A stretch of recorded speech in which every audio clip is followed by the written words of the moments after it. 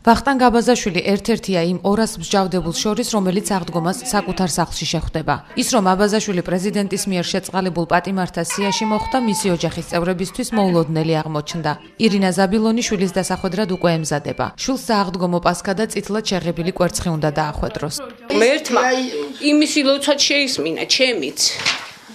და მადლობა იმათ, ვინც შეიწყალა მართლა დღესა. მე ხო იცით არა თქვენ ხო ხვდებით, რომ ჩემთვის ეს იყო ძალიან მოულოდნელი. ეს არის სასწაული. აღდგომასთან ერთად ეს არის ჩემი დიდი სიხარული. დიდი სიხარულია ჩემთვის ესა შვილო, დიდი სიხარული. რამდენი ხანია ესეთი სიხარული არ მინახია მე. დიდი სიხარულია ჩემი ხელით გაზრდილი შვილო.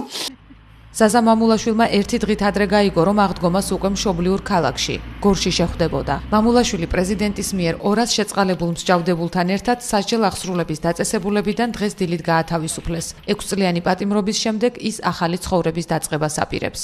ძალიან გახარებული ვარ და მიულოცავს ყველას რა, აბსოლუტურად ვინც დღეს განთავისუფლდა რა. ძალიან გახარებული ვარ, ძალიან დიდი მადლობა პრეზიდენტს, რომ შეიწყალა ჩემი შვილი და ჯანმრთელი დამიბრუნდა.